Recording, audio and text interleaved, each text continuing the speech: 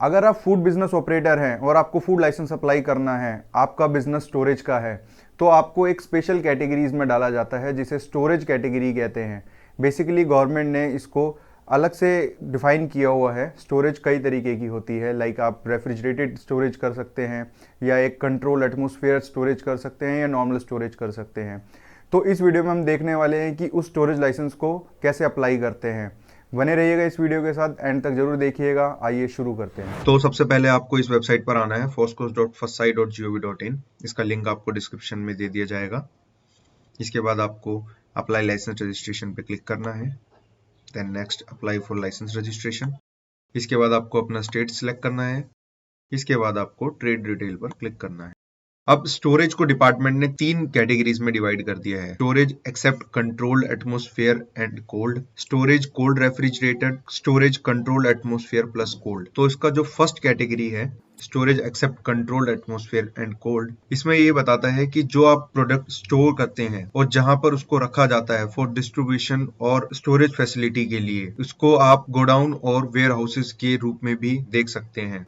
Second option है storage cold refrigerator. जो भी प्रोडक्ट जिनको कोल्ड या रेफ्रिजरेटेड की जरूरत होती है फॉर रेफ्रिजरेशन और फ्रोजन फूड प्रोडक्ट्स के लिए, उनके लिए ये कैटेगरी एप्लीकेबल है। इसके बाद थर्ड है storage control atmosphere plus cold. कुछ ऐसे प्रोडक्ट्स भी होते हैं जिसको एक कंट्रोल्ड एटमॉस्फेयर में रखना जरूरी होता है, जिसको उसके रिक्वायरमेंट के हिसाब से ऑक्सीजन, कार्बन डाइऑक्साइड और नाइट्रोजन मिलना जरूरी है। तो ये 3 कैटेगरीज में स्टोरेज वाले को इन्होंने डिवाइड किया हुआ है। हम तीनों को एक साथ देख लेते हैं। फर्स्ट वाले में आपको ऑप्शंस देगा कि टर्नओवर आपकी अगर 12 लाख रुपए तक है तो आपको ये ऑप्शन सिलेक्ट करना है। अगर आप इसको सिलेक्ट करेंगे तो आप बेसिक रजिस्ट्रेशन के लिए जा सकते हैं। सेकंड ऑप्शन है capacity up to 50,000 metric tonne. अगर आप इसको सिलेक्ट करते हैं तो आप स्टेट लाइसेंस के लिए प्रोसीड करेंगे। और थर्ड वन है capacity more than 50,000 metric tonne. अगर आप इसको सिलेक्ट करेंगे तो ये आपको सेंट्रल लाइसेंस के लिए प्रोसीड कर लेगा।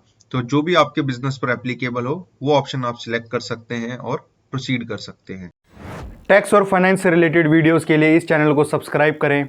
साथ ही लेटेस्ट वीडियो की नोटिफिकेशन के लिए बेल आइकन को प्रेस करना ना भूलें। सेम स्टोरेज कोल्ड रेफ्रिजरेटेड में अगर आपकी टर्नओवर 12 लाख रुपए तक है तो आपको ये नीचे वाला ऑप्शन सिलेक्ट करना है। अगर आपकी metric tonne capacity up to 10,000 है तो आपको बीच वाला सिलेक्ट करना है। ये आपको स्टेट लाइसेंस के लिए प्रोसीड करवाएगा। और आपकी कैपेसिटी 1000 मेट्रिक टन से ज्यादा है तो आप इस ऑप्शन को सिलेक्ट कर सकते हैं और ये आपको सेंट्रल लाइसेंस के लिए आगे ले जाएगा। ऐसे ही थर्ड में अगर आपकी टर्नओवर 12 लाख रुपए तक है तो आप थर्ड वाला ऑप्शन सिलेक्ट करेंगे, ये आपको बेसिक रजिस्ट्रेशन के लिए लेके जाएगा। अगर आपकी capacity up to 1000 metric tonne है तो आप इस ऑप्शन को सिलेक्ट करेंगे, ये आपको स्टेट लाइसेंस के लिए आगे लेके जाएगा। और अगर आपकी capacity more than 1000 metric tonne है तो आप इस ऑप्शन को सिलेक्ट करेंगे और ये आपको सेंट्रल लाइसेंस के लिए लेकर जाएगा। तो तीनों ऑप्शन को आप जैसे ही सिलेक्ट करेंगे, अगर आप स्टोरेज वाले का 12 लाख वाला सिलेक्ट करते हैं, कोल्ड वाले का up to 10,000 metric tonne select करते हैं और इसका 1000 वाला सिलेक्ट करते हैं, तो ये तीनों को मर्ज करके शो करेगा और आपको एक सेंट्रल लाइसेंस लेना पड़ेगा। क्योंकि जो भी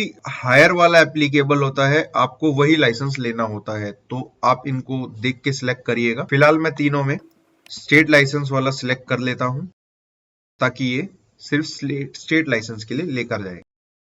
ये देखिए, अगर आपने इसको बेसिक के लिए सिलेक्ट करा होता तो यहाँ पर इसका बेसिक लिखा आता, बट बाकी का स्टेट लिखा आता तो आपको स्टेट लाइसेंस के लिए प्रोसीड करना होता। अगर आपने तीनों में से किसी का भी सेंट्रल लाइसेंस को ऑप्शन सिलेक्ट करा होता तो ये बाकी का जो भी आपने सिलेक्ट करा होगा वो शो करता और आपको स्टेट लाइसेंस की जगह सेंट्रल लाइसेंस अप्लाई करने के लिए बोलता। तो अभी यहाँ पे हम स्टेट लाइसेंस के लिए प्रोसीड करते हैं। अब ये इसको 5 स्टेप में डिवाइड कर देता है। पहला स्टेप है आपकी कंपनी की इंफॉर्मेशन, जैसे उसका नाम, address, GST number, PAN number, CIN number. GST number अगर आपका एप्लीकेबल हो तो आप इसमें डाल सकते हैं। पैन नंबर अगर आपके बिजनेस के पास हो तो डाल सकते हैं। सिन नंबर अगर आपके बिजनेस के पास हो तो वो भी डाल सकते हैं। इसके बाद आपको ये लोकेशन सिलेक्ट करने के लिए बोलता है। ये जनरली अपडेशन पर्पस के लिए है, इसका लाइसेंस से कोई लेना देना नहीं है। अब जैसे ही आप इसको लोकेशन को सिलेक्ट करेंगे, ये आपको सेकंड स्टेप पे लेकर आ जाएगा, जहां पर आपको अपने प्रोडक्ट सिलेक्ट करने हैं कि किस प्रोडक्ट को आप स्टोर करने वाले हैं और उसको अपने बिजनेस में यूज करने वाले हैं। तो जो भी प्रोडक्ट्स में आप डील करते हैं आप उन प्रोडक्ट को यहाँ पे सिलेक्ट कर सकते हैं। अगर स्टोरेज में आपके सारे एप्लीकेबल हैं तो आप यहाँ पे सारे सिलेक्ट करेंगे कंट्रोल एटमॉस्फेयर प्लस कोल्ड में। अगर रेफ्रिजरेटेड में कोई एप्लीकेबल है तो जो भी एप्लीकेबल है वो सारे आप सिलेक्ट कर सकते हैं, और एक्सेप्ट कंट्रोल में जो भी एप्लीकेबल है वो भी यहाँ पे सिलेक्ट कर सकते हैं। सारे प्रोडक्ट्स आपको अलग अलग सिलेक्ट करने होंगे as per your business nature, और फिर उसको आपको सेव एंड नेक्स्ट पे क्लिक करना है। इसके बाद ये आपको साइन अप करने के लिए बोलेगा। यहाँ पर आपको अपनी एप्लीकेंट डिटेल डालनी है, ईमेल आईडी डालना है, मोबाइल नंबर डालना है और एक यूनिक पासवर्ड सिलेक्ट करना है। ये आपको लॉगिन क्रेडेंशियल में एक लॉगिन आईडी शो करेगा। ये लॉगिन आईडी सिस्टम जनरेटेड है, आप इसको चेंज नहीं कर सकते हैं। साथ ही जब भी आपको अपनी एप्लीकेशन ट्रैक करनी होगी या आपको फ्यूचर में इसमें कोई मॉडिफिकेशन या अपडेशन करना होगा तो यही लॉगिन आईडी का यूज करके आप इसमें आगे उसको प्रोसीड कर सकते हैं। इसके बाद ये आपको एक पॉपअप शो करेगा कि साइन अप सक्सेसफुली हो चुका है। जैसे ही आप इसको ओके करेंगे ये आपको थर्ड स्टेप पे लेकर आ जाएगा, जिसमें आपको कम्युनिकेशन डिटेल्स फिल करनी होंगी, लाइक आपका रजिस्टर्ड एड्रेस, फिर उसका कॉरस्पॉन्डेंस एड्रेस। अगर ये रजिस्टर्ड एड्रेस की तरह सेम है तो आप येस पे क्लिक करेंगे, नहीं तो नो पे ही क्लिक रहने देंगे, और जो भी कॉरस्पॉन्डेंस एड्रेस होगा वो इसमें आपको डालना होगा। इसके बाद आपको डालना है person in charge of operation, कि उस व्यक्ति की डिटेल इसमें जाएगी जो उसका इंचार्ज होगा, जो भी बिजनेस को मैनेज कर रहा होगा, पर्सन इंचार्ज की आप। इसके बाद आपको इसकी इंफॉर्मेशन फिल करनी होगी, लाइक उसका नाम, उसकी एजुकेशन क्वालिफिकेशन, उसकी कॉन्टैक्ट डिटेल, उसका एड्रेस, उसका स्टेट, डिस्ट्रिक्ट, पिन कोड और फोटो आईडी कार्ड। तो फोटो आईडी कार्ड में आप voter ID, driving licence, passport, PAN card या जो भी एप्लीकेबल हो आप वो सिलेक्ट कर सकते हैं। उसके बाद जो भी आईडी कार्ड आप सिलेक्ट करेंगे उसका नंबर इसमें डालना होगा। इसके बाद आपको फर्दर प्रोसीड करना होगा। इसके बाद ये बोलता है person responsible for complying with condition of licence, कि उस पर्सन की इसमें इंफॉर्मेशन आएगी जो भी रिस्पॉन्सिबिलिटी लेगा बिजनेस को रन करने की गवर्नमेंट अथॉरिटी से, कि कल को अगर कोई भी रूल्स एंड रेगुलेशन ब्रीच होते हैं तो ये पर्सन रिस्पॉन्सिबल होगा उसके लिए। तो ये वो सेम पर्सन भी हो सकता है जो आपने ऊपर डाला हो, या ये डिफरेंट भी हो सकता है। अगर ये डिफरेंट है तो इसकी इंफॉर्मेशन सेपरेटली आपको डालनी होगी, लाइक उसका नाम, उसकी एजुकेशन क्वालिफिकेशन, उसकी कॉन्टैक्ट डिटेल, उसका एड्रेस, उसका स्टेट, उसका ID card, ID number etcetera. इसके बाद ये बोलता है अदर लाइसेंस डिटेल। अगर आपके पास अदर कोई लाइसेंस है, like trade licence, sales tax, excise duty, small scale industry, police licence, commercial licence, तो उसकी इंफॉर्मेशन आप इसमें डाल सकते हैं। इसके बाद ये बोलता है हेड ऑफिस या रजिस्टर्ड ऑफिस। अगर आपके पास हेड ऑफिस का या रजिस्टर्ड ऑफिस का सेपरेट लाइसेंस है तो उसका नंबर इसमें आपको डालना होगा। FSM नंबर, अगर ये एप्लीकेशन कोई FSM फूड सेफ्टी मित्रा फाइल कर रहा है तो उसका कोड इसमें आएगा। और लास्ट में आता है period for which licence required, तो नंबर ऑफ पीरियड, जितने साल के लिए आपको ये लाइसेंस अप्लाई करना है आप इसमें सिलेक्ट कर सकते हैं और आगे प्रोसीड कर सकते हैं। ध्यान रखिएगा 1 साल की फीस स्टेट लाइसेंस की 2000 रुपये होती है, तो जितने साल का आप सिलेक्ट करेंगे गवर्नमेंट फीस उससे मल्टीप्लाई होती जाएगी। तो जैसे मैंने 2 साल का सिलेक्ट करा तो इसकी 4000 हो गई, अगर मैं 1 साल का सिलेक्ट करता तो इसकी फीस 2000 रुपये हो जाती। इसके बाद सेव एंड नेक्स्ट पे क्लिक करना है। इसके बाद ये आपको 4th स्टेप पे ले आता है, जिसके अंदर आपको अपने डॉक्यूमेंट्स अपलोड करने होते हैं। तो पहला डॉक्यूमेंट ये कहता है list of director, partners, proprietor, executive member of society, trust with full address and contact detail with nomination of authorised signatory.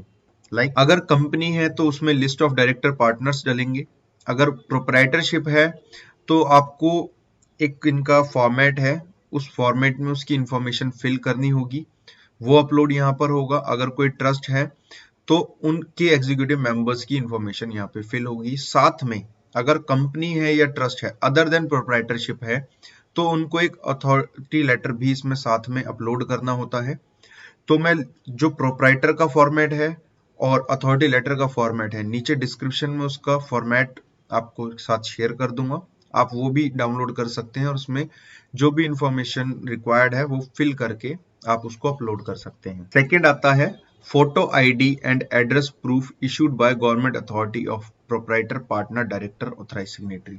तो जो भी एप्लीकेंट था, जो पीछे हमने एप्लीकेंट डाला था पर्सन इंचार्ज, उसका आइडेंटिटी प्रूफ यहाँ पर आपको अपलोड करना होगा। थर्ड ऑप्शन कहता है proof of position of premises, sale deed, rent agreement, electricity bill etcetera. तो जिस प्रमाइसेस के लिए आपको अपना लाइसेंस लेना है, उस प्रमाइसेस का कोई भी रेंट एग्रीमेंट या लीज डीड या सेल डीड या अदर कोई ऑनरशिप का प्रूफ हो, तो वो इसमें आपको यहाँ पर अपलोड करना है। फोर्थ पॉइंट में कहता है partnership deed, self declaration for proprietorship, memorandum and article of association toward the constitution of the firm, copy of certificate obtained under Cooperative Act 1861, Multi-State Corporation Act 2002 in case of cooperative। तो यहाँ पे अगर आपकी कोई भी company है या firm है, उसके प्रूफ आपको यहाँ पर लगाने होंगे रजिस्ट्रेशन के।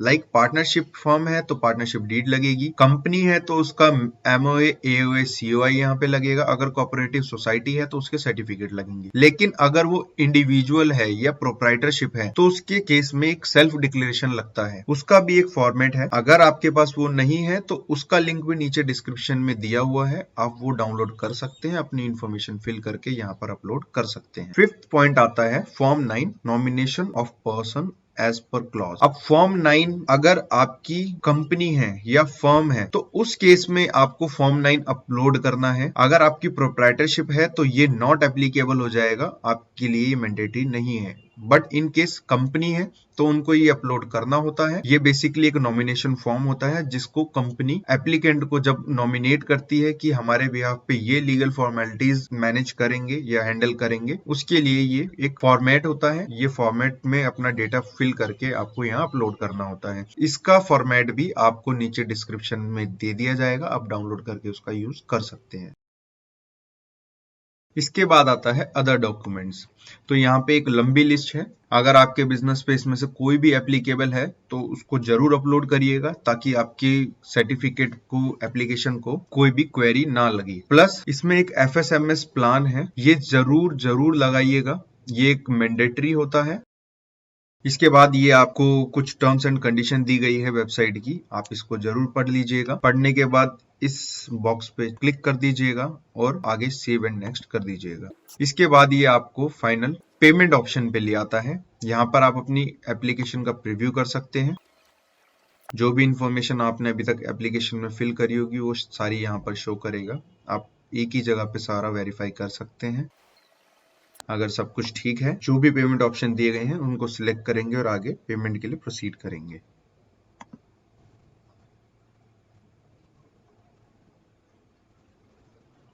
तो पेमेंट करने के बाद कुछ इस तरीके की रिसीट जनरेट हो जाएगी, जिससे आप अपनी एप्लीकेशन को आगे ट्रैक कर पाएंगे।